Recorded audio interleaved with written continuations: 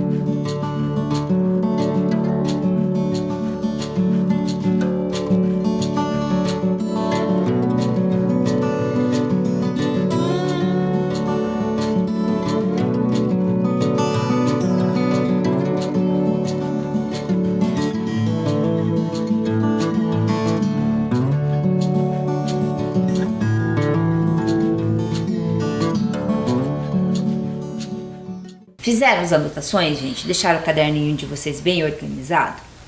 Então vamos iniciar a segunda parte da nossa revisão, tá? Presta atenção. Então nós começamos, gente, com o estudo do solo, tá? Nós tivemos várias aulas sobre solos, foi bem interessante, vocês aprenderam muita coisa legal, tá? Para começar esse assunto, vocês lembram que eu pedi para vocês desenharem o que você imagina quando a gente fala solo? Então eu cheguei para vocês e falei assim, desenhe. O que vocês imaginam? O que vem na cabecinha de vocês quando a gente pensa em solo? E vocês, né, tiveram que fazer algum desenho, tá? Naquela aula, gente, eu mostrei uma sequência de desenho para vocês, para perceber assim, qual ficou mais próxima do desenho que você fez.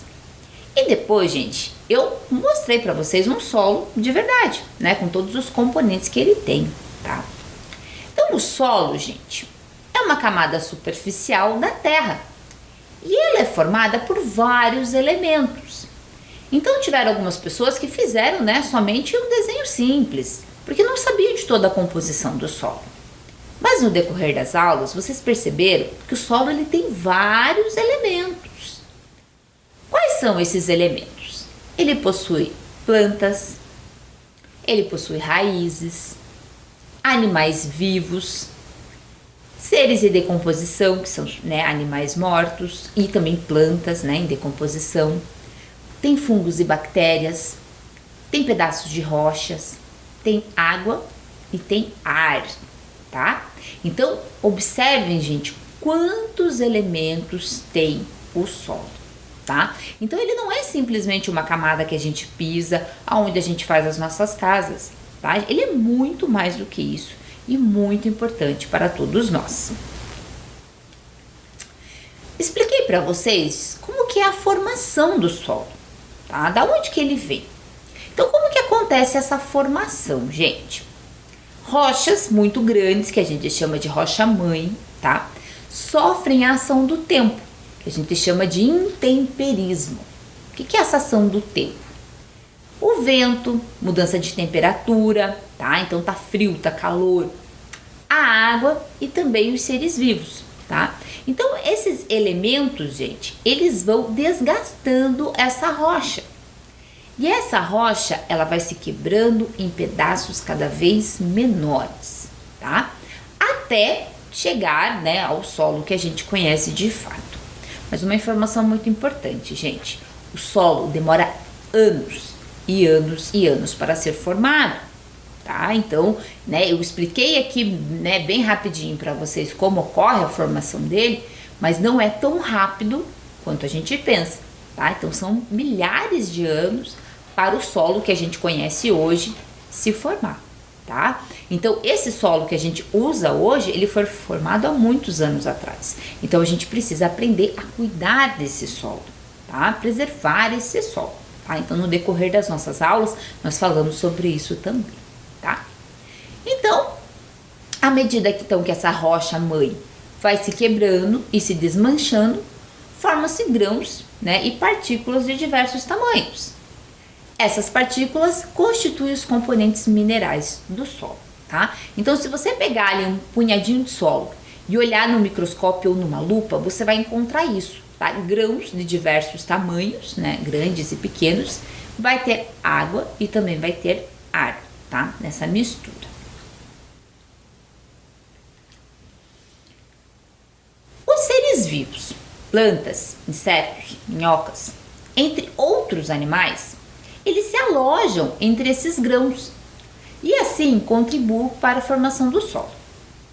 Eles atuam misturando a matéria orgânica, né, que são restos de animais, de plantas em decomposição, com os componentes minerais, tá? Então, os seres vivos têm uma grande contribuição na formação do solo. Observe ali, então, a imagem, pessoal, que essa imagem, né, está representando ali, né, em forma de desenho, né, tudo que a gente pode encontrar, né, se a gente fizer um corte ali de um pedaço de solo.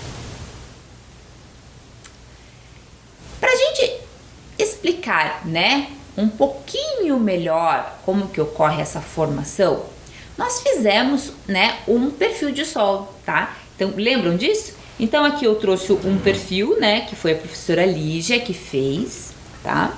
E nós construímos o nosso, tá? Lembra que a gente trouxe rocha grande, né, que é a chamada rocha mãe, né? Então, a gente colocou na parte de baixo a rocha mãe, tá? Depois nós colocamos, né, o cascalho, tá? Representando, assim, essa rocha um pouco mais quebrada.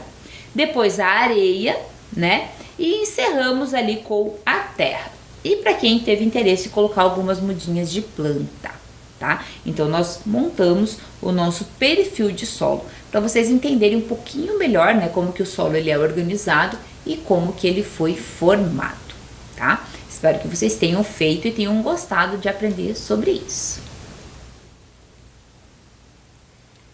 Na sequência, gente, eu conversei um pouquinho com vocês sobre os diferentes tipos de solo, tá? Então, observem essa imagem, tá? Observem ali essa imagem um pouquinho. Olha as diferentes cores, os diferentes formatos, diferentes tamanhos, tá? Então, o solo, gente, ele não são todos iguais, né? Então, dependendo do local que você vá, o solo, ele é diferente, ele tem uma cor diferente, tá? Ele tem, né, os pedaços de rochas, né, às vezes maiores, às vezes menores, tá? E vocês assistindo essas aulas, eu espero que vocês tenham percebido isso e aprendido a observar o solo, tá? Como que a gente, né, fez uma atividade sobre isso, tá? Eu pedi para vocês obter 3 amostras de solo, tá?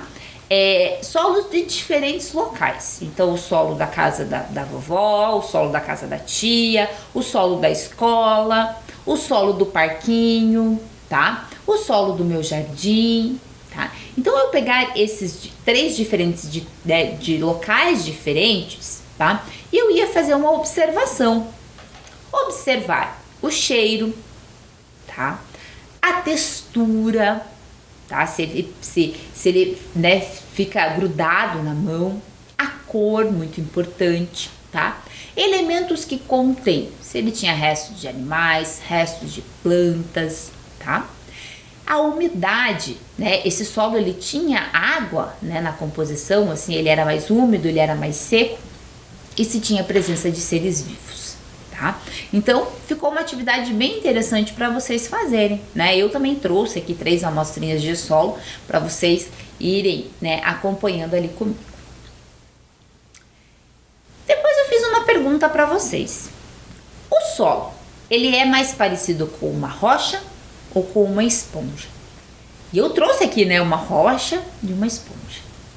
E perguntei, né, e aí, né, para vocês, o que é mais parecido?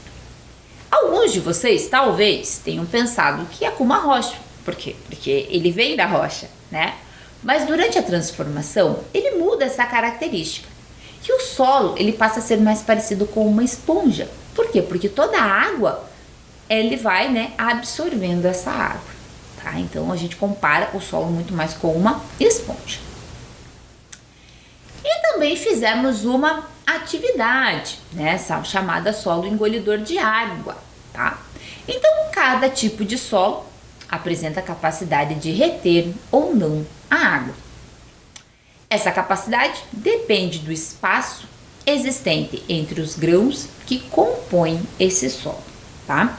Então, gente, solos aonde os grãos são muito grandes, o espaço entre eles é maior, tá? Então, a água, ela penetra com mais facilidade. Solo aonde os grãos são menorzinhos, quanto menor o grão, é mais difícil da água passar por ali, tá? Nessa aula, eu trouxe 3 amostras de solos e a gente fez, né, uma prática ali, onde vocês observaram ali que alguns solos a água passa com facilidade, outros solos ela tem um pouquinho mais de dificuldade para passar. Então, quanto a essa característica, gente, nós vamos classificar alguns solos em permeável ou impermeável, tá? Então, permeável permite, vem da palavra permite que a água passe, tá? Impermeável não significa que ele não permita que a água passe, tá, gente? Mas vai ser com uma dificuldade maior. Então, solo permeável, um exemplo deles é o solo arenoso, tá? Aonde eu encontro o solo arenoso, professora? Na praia, tá? Então, na praia nós temos, né, o solo do tipo arenoso. Então, a água passa com facilidade entre os grãos de areia, pois existe bastante espaço entre eles, tá? Lembrando que na praia, gente, nós não consideramos um solo, tá? É um sedimento que foi trazido pelo mar, tá? Quando a gente anda um pouquinho, a gente se afasta do mar e nós já vamos para um lugar onde já tem plantas e tudo mais, ali a gente considera como um solo, tá? Mas independente disso, gente, existem, né, os grãos de areia, tá? Ali na beira da praia. E esses grãos de areia permitem que a água passe com facilidade. Então isso também, para quem já foi à praia, não é novidade para vocês, né? Então a água do mar, quando ela vem, aquele solo engole, né? Aquela água rapidinho, né? E ela some daí. O solo impermeável, gente, ele já tem uma dificuldade da água passar, tá? Exemplos de solos impermeáveis são os solos argilosos, tá? Ou muito compactados. Os espaços livres são menores, fazendo com que a água demore muito tempo para passar, tá? Então, ou o solo é argiloso, onde as partículas são muito pequenas e a água tem dificuldade de penetrar, tá? Ou o solo compactado. Que solo é esse compactado, professor? Solo que passa muito caminhão, máquina, carro, ônibus em cima desse solo, tá? Então ele vai ficando cada vez mais compactado. Isso dificulta ali a passagem da água, tá? Então observe isso ali nessa imagem, tá? Aonde a água está empoçada, né? A água ela faz poças, porque ela fica com dificuldade de conseguir penetrar nesse solo, tá? Então a gente chama esse tipo de solo de impermeável. Então, dando sequência, gente, daí nós falamos sobre os tipos de solo, tá? Eu falei uma característica dele ser permeável ou impermeável, tá? E agora a gente vai falar sobre os tipos diferentes de solos. Nos solos que você analisou, foi possível encontrar diferentes tipos de grãos provenientes da fragmentação das rochas. Esses grãos tornam os solos diferentes, tá? Um solo diferente do outro. Então, por exemplo, um solo úmido significa a presença de água. A presença de restos de folhas, raízes, animais significa um solo rico em humus, tá? Então, o humus é material em decomposição. A presença de grãos duros, grandes e com brilho evidencia a presença de areia nesse solo. E a existência de grãos vermelhos ou marrons que se esfarelam na mão facilmente significa que existe argila nesse solo, tá? Então, algumas características para vocês, né, entenderem mais ou menos como que a gente classifica os solos. Então, o primeiro é o solo arenoso, tá? Que a gente encontra na praia, no parquinho, tá? Então, o solo arenoso é formado por 70% de areia, tá? O restante é formado com outros componentes. Os grãos de areia são muito grandes e com espaço entre eles. Por isso, a água passa com bastante facilidade. Esse tipo de solo é característico de regiões como praia e assim também nos desertos, tá? Então, o deserto, gente, a areia é bastante quente, tá? Por quê? Porque o solo arenoso ele vai reter uma grande quantidade de calor do solo. O solo argiloso possui mais de 30% de argila. Ele é formado por grãos bem pequenos e muito finos, com pouco espaço entre eles. Por isso, a água passa com dificuldade. Esse tipo de solo também é conhecido como barro, sendo utilizado na fabricação de objetos, tá? Pessoal, você já deve ter na escola, né, ouvido falar na argila, tá? Então, a argila, ela vai ser, né, um componente que vai ser retirado do solo, tá? E concentrado para a gente conseguir fazer, né, aquelas vasinhos, né, e tudo mais. Tá? O solo argiloso, ele contém argila, tá? Não somente argila e outros componentes também, tá? Então não confunda o solo argiloso com argila de fato. E o solo umífero, tá? O solo umífero é a terra de jardim, a terra preta, né? Esse tipo de solo, existe restos de animais e vegetais em decomposição e em grande quantidade. Por isso, sua cor é escura, e bastante comum em hortas e jardins, tá? Então, esse solo umífero é o mais usado na agricultura, tá? Então, porque ele contém, né, o humus, que é esse material em decomposição, que ajuda bastante ali, né, no crescimento das plantas. Entendido, gente? Tá? Só que vejam, a classificação, né, é um pouco mais além disso, né? Então, os pedólogos, que são os que estudam o solo, eles classificam de outras formas, tá? Mas aqui eu só, né, passei uns exemplos assim mais simples, né, de solos para vocês. Mas e aí? Qual é a importância do solo? Eu já comentei algumas importâncias aqui com vocês, tá? Mas pensa lá comigo, né? Por que o solo é tão importante? Então, desde a antiguidade, o ser humano faz uso do solo. O agricultor prepara o solo para receber a semente. É nele que as plantas crescem e produzem os frutos que vão servir de alimentos para muitos seres vivos. E é nele também que construímos nossas casas e realizamos diferentes atividades. Tá? Então, vocês já pensaram nisso? O quanto o solo é importante? Então, quais são as funções do solo, gente? Tá? Então, o solo, ele é uma herança cultural, tá? Então, a gente pode encontrar diferentes tipos de fósseis no solo, tá? Ele regula a enchente, tá? Então, como ele consegue absorver parte da água da chuva, evita que a gente tenha enchentes, tá? É a base da infraestrutura humana, onde a gente constrói nossas casas, a escola, pontes, tá? Por isso que ele é tão importante, tá? Produção de alimentos, de fibras que fazem parte da nossa roupa, tá? Então, o algodão que da nossa roupa também é plantado e retirado do solo, tá? Ele vai regular o clima, tá? Então, evita que o clima fique tão intenso, tá, gente? E é o habitat de muitos organismos, né? Então, tem uma série de seres vivos, né? E de plantas, né? E animais que vivem ali no solo. Tá? Ele é muito importante, a gente precisamos aprender a cuidar do solo. E ele é tão importante que tem um dia especial para ele, né? Que é o Dia Mundial do Solo, tá? Ele é comemorado no dia 5 de dezembro. Tá? Então, espero que vocês, né, tenham lembrado dessa data e feito alguma homenagem para o solo, pois ele é muito importante para nós. Sim, precisamos cuidar do solo porque ele é muito importante. Mas como que a gente faz isso? Né? Como que faz a preservação do solo? Então, eu passei um vídeo para vocês perguntando: existe solo nas cidades? Vocês lembram disso? Então, eram algumas crianças comentando, né, se existe de fato solo nas cidades. Então, é possível observar o solo na cidade? Aonde que ele está localizado? E por que você acha que o solo das cidades é revestido com asfalto e calçadas?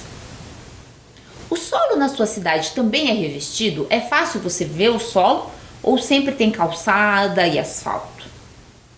Para onde vai a água da chuva quando o solo é coberto por asfalto?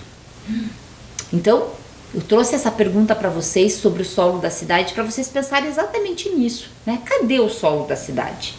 Né? Então, eles fazem asfalto e calçada em cima do solo. Opa, o solo tem que absorver a água da chuva. E quando chove, para onde vai essa água? Se esse solo está coberto, né, por asfalto e calçada. Então, precisamos pensar nisso, né, gente? Né? Nessas situações aí que acontecem nas cidades. Depois eu comentei um pouquinho com vocês, gente, sobre o que prejudica o solo. Então, eu falo de cuidar do solo, da importância dele, mas o que prejudica o solo? Então, uma das atitudes que prejudicam o solo são as queimadas, tá? Então, a queimada é uma prática, né, que destrói substâncias orgânicas existentes no solo, deixando-o infértil. Além disso, as queimadas poluem o ar com a fumaça e destroem o habitat de muitos animais. Tá? Então, gente, as queimadas, elas podem ser realizadas, né, de forma proposital, das pessoas realmente colocarem fogo, né, em determinado local, ou em dias muito secos pode estar, né, acontecendo ali, começando um foco ali de fogo e se tornar, né, esse fogo ir se alastrando e se tornar uma grande queimada. Outra atitude que destrói bastante o solo, gente, é o desmatamento, tá? Então é você retirar uma grande quantidade de árvores e vegetação de determinado local. Olha aquela imagem ali, tá? Então olha, né, quantidade de desmatamento. A professora aqui olhando a imagem, não parece ser muito grande, mas olha o tamanho daquele barquinho ali do lado, tá? Então olha o tamanho, né, desse desmatamento que foi feito ali naquela floresta, tá? Então o que é o desmatamento?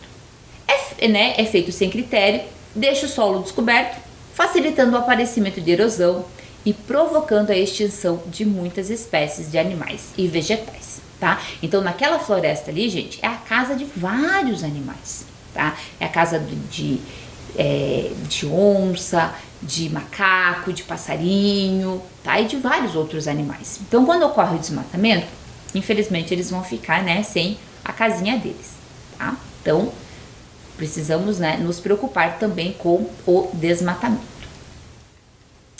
E também resíduos, tá, gente? Então, tanto resíduos sólidos quanto resíduos líquidos, quando são jogados no solo, tá, sem cuidado, prejudica também, tá? Então, um dos maiores problemas da cidade, né, é o lixo, que são os resíduos. Quando descartado incorretamente, torna-se um grande perigo para a saúde das pessoas, tá? Então, observem ali naquela imagem, tá? Então, são resíduos jogados, né, nesse rio ou no solo, além de prejudicar o solo, de contaminar o solo, tá? Aquele solo passa também a se tornar infértil, né? Não é mais possível a gente fazer uma plantação e tudo mais, trazem risco de doenças, tá? Que eu conversei um pouquinho aqui com vocês, tá? Então, sobre algumas doenças que são, né, transmitidas pelo solo, tá? Então, algumas delas, o tétano, tá? O bicho de pé, o bicho geográfico e o amarelão. Ali na imagem tá o bicho de pé. Então, como que eu posso evitar, né, de ter essas doenças? Procurar andar sempre calçado, tá? Usando sempre um tênis, uma bota e tudo mais quando você estiver andando no solo, tá? E claro, né, cobrar aí, né, do governo que, né, descarte os resíduos de maneira correta, tá? Pra gente não ficar tendo contato aí com o solo contaminado. E a causa, né, gente, maior preocupação, né, do solo é a erosão, tá? Então a erosão é quando o solo já se tornou totalmente infértil e ele começa a rachar ali conforme vocês estão vendo nessa imagem.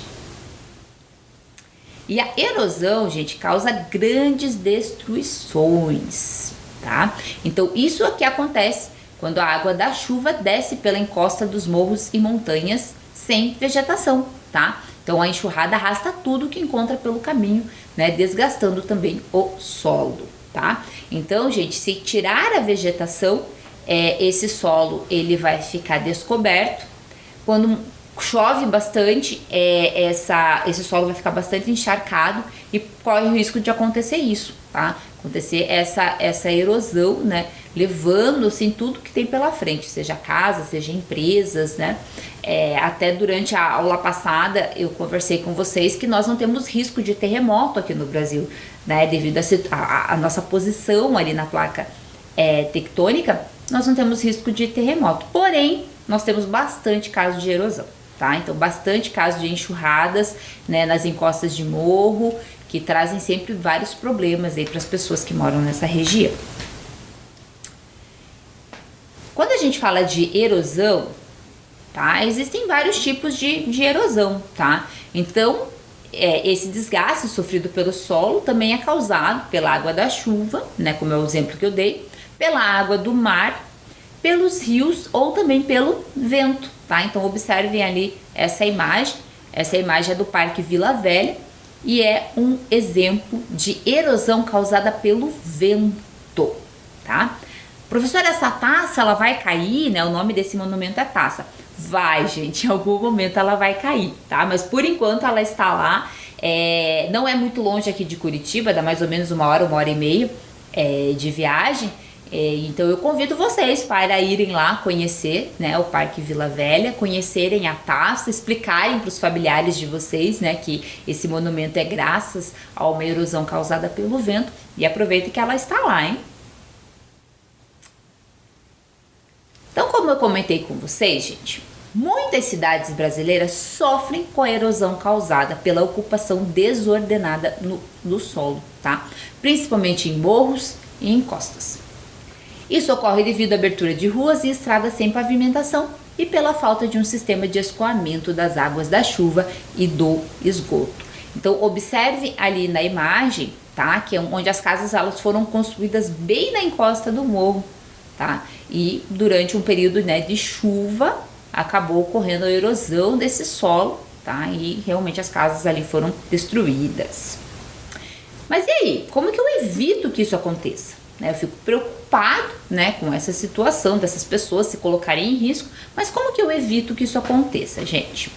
Então, para prevenir a erosão nas cidades, é necessário que as pessoas preservem a vegetação no lugar onde moram, tá?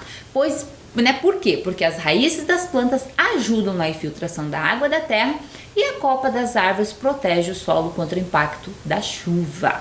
Então, ali na imagem eu estou mostrando ali para vocês, tá? Então, a raiz das árvores, gente, que vai, né, segurar esse solo, tá? E vai facilitar a penetração da água nesse solo, tá? Então, é muito importante que a gente mantenha a vegetação nesses locais para evitar esse tipo de erosão, conforme eu mostrei para vocês. Então, vamos continuando, gente. Nós terminamos o assunto sobre solo. Tá? Fiquei bastante tempo falando com vocês, fizemos várias experiências, trouxe vários vídeos, né, do professor Marcelo comentando sobre o solo com vocês, tá? E daí nós mudamos o foco, fomos para o último tema desse trimestre, tá? Que nós começamos a falar sobre as características e importância do ar, tá? Então foi o primeiro tema, né, que a gente começou a conversar falando sobre a atmosfera. Então, comecei perguntando para vocês: o que é o ar? Nós podemos vê-lo, podemos senti-lo. Será que o ar é importante para os seres vivos? Vocês já tinham pensado nisso? E eu fiz uma brincadeira com vocês, tá? Pedi para vocês tamparem, né, o nariz, tapar lá o nariz e ficar assim um tempinho ali com o narizinho tapado, com a boca tapada. E, né, perceber assim, gente, será que eu consigo ficar muito tempo, né, sem respirar, sem o ar entrando, né, no meu nariz, na minha boca? Vocês fizeram essa atividade? Então, vocês perceberam que a gente não consegue ficar muito tempo, né, sem ter contato com o ar. E depois, gente, eu fiz uma série de experiências explicando para vocês, tá, as características do ar, tá? Provando para vocês essas características. Então eu comecei comentando, gente, que o ar, ele ocupa espaço, tá? Então, como que eu provei isso? Eu enchendo uma bexiga, né? Então eu enchi uma bexiga, vocês perceberam que aquela bexiga passou a ocupar espaço em determinado local. Depois também, gente, eu provei para vocês que o ar, ele tem massa. Então eu peguei um cabide, coloquei 2 bexigas cheias e estourei uma delas. E vocês perceberam que o cabide ficou, né, levemente torto, né, pendente ali pro lado onde a bexiga estava cheia. Mostrando para vocês que o ar, ele tem massa. Expliquei para vocês também que o ar exerce pressão, tá? Então, peguei uma bexiga e enchi essa bexiga. Então, conforme eu fui enchendo essa bexiga, vocês perceberam, né, que ela foi aumentando de tamanho. Por que isso foi acontecendo? Porque o ar, gente, ele foi entrando em contato com a parede, né, dessa bexiga e foi, né, exercendo pressão nessa parede da bexiga e ela foi aumentando de tamanho, tá?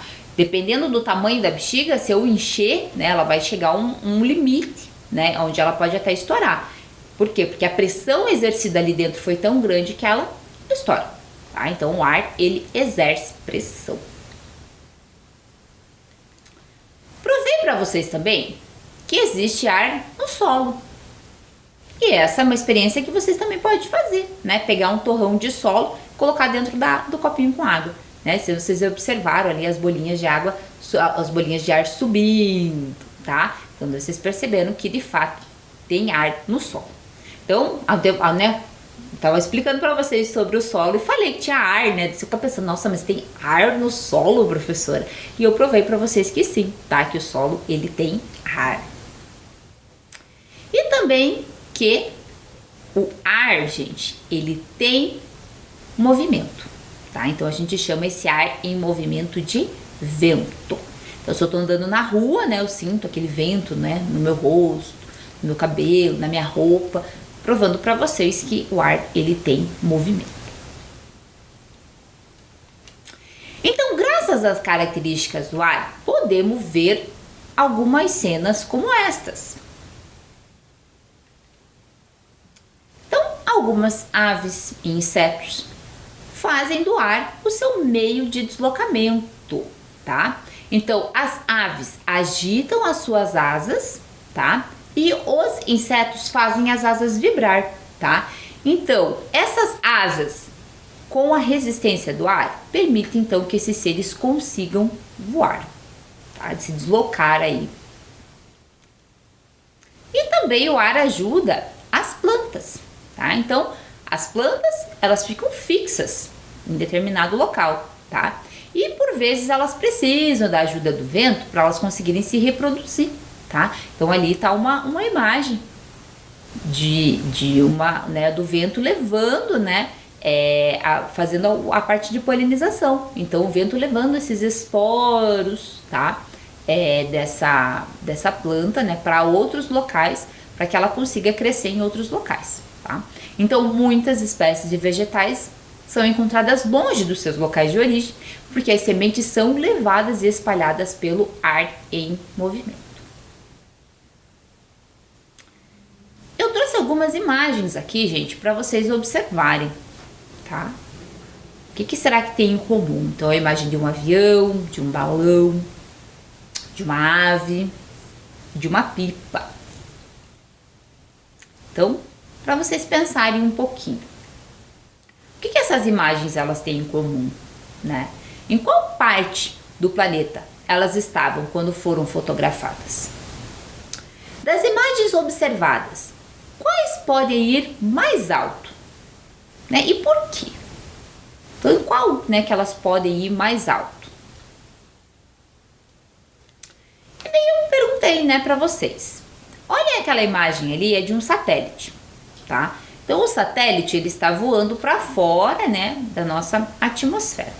E será que a ave consegue chegar lá? Né? Será que ela consegue, né, ir até lá o avião? Né? Será que com um avião a gente consegue encontrar satélite, né, sair para fora do limite do planeta? E como, né, gente, que o ser humano consegue chegar, né, para fora do planeta, consegue chegar no espaço, na Lua, né, tudo mais. Ele vai usar um equipamento ali, né, chamado foguete. Mas como que esse foguete funciona, né? Como que ele consegue chegar? Então eu perguntei para vocês se vocês já ouviram falar em atmosfera. O que é a atmosfera? Qual a importância da atmosfera para a Terra? Será que ela é importante? Será que não é, né? Que tipo de proteção que a atmosfera oferece para o planeta? E também para os seres vivos. Então, talvez vocês nunca tinham ouvido falar em atmosfera, né? Na revisão passada, eu voltei a comentar com vocês que o planeta Terra ele vai ser dividido em esferas. E essas esferas facilitam o estudo, né? Então, a biosfera, que são os seres vivos que compõem, a hidrosfera, que é a água, a litosfera, né, que é os solos e rochas, e também a atmosfera, né? Vocês ouviram falar, talvez vocês não conheciam, né? Mas será que ela é importante? Se ela é importante, por que ela é importante? Então ali, gente, tá a explicação da atmosfera terrestre, tá? Então, a atmosfera é uma camada, né, gasosa, uma camada de gás, que envolve todo o planeta Terra. E ela é mantida também pela força da gravidade. Assim como nós, né, seres vivos, nós ficamos ali na Terra graças à força da gravidade, a atmosfera também é mantida graças à força da gravidade. Para quem não lembra, a gravidade, gente, é aquela força que faz com que a gente seja sempre, né, puxado, né, no meio do planeta Terra, tá? Então nós podemos viver em todos os locais do planeta Terra graças a essa força, tá? Que sempre está nos puxando em direção ao centro da Terra. A atmosfera, gente, ela é composta por gases, como o oxigênio, nitrogênio, o gás carbônico e entre outros, que atuam na manutenção da vida, tá? Então o gás oxigênio, muito importante para os animais, pois é o gás que a gente respira, tá? Durante o meu processo de respiração, eu inspiro o gás oxigênio e expiro, libero o gás carbônico, tá? Na atmosfera.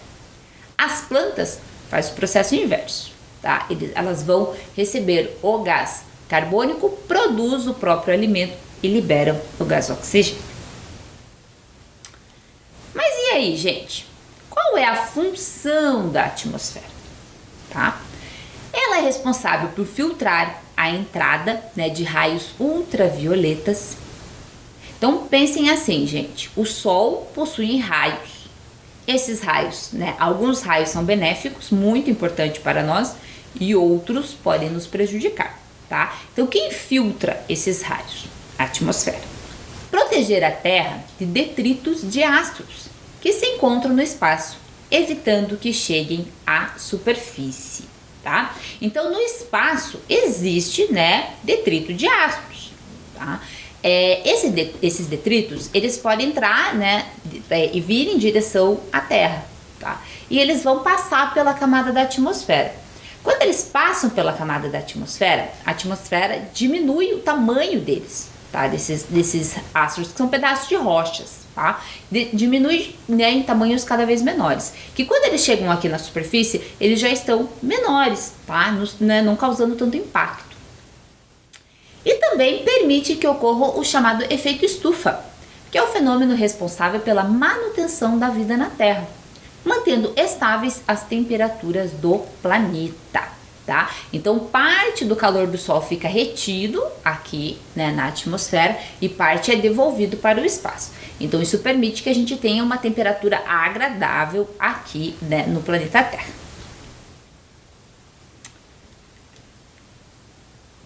Eu trouxe também, gente, essa imagem para vocês saberem como que a atmosfera ela é dividida, tá? Então essa divisão, gente, não é uma divisão que a gente consegue ver, tá? É uma divisão que ocorre, mas ela é uma divisão, né, invisível, né? A gente não consegue enxergar ela, tá? Mas só para vocês entenderem quais são as camadas, né, os limites de cada camada. Então observe ali a primeira camada, tá? É a mais próxima, tá, da superfície. E é a camada onde a gente vive, tá? Que é a chamada troposfera, tá? Ali ocorre, né, os aviões passeiam, as aves, nós temos as nuvens, chuva, tá? Então tudo acontece ali na troposfera.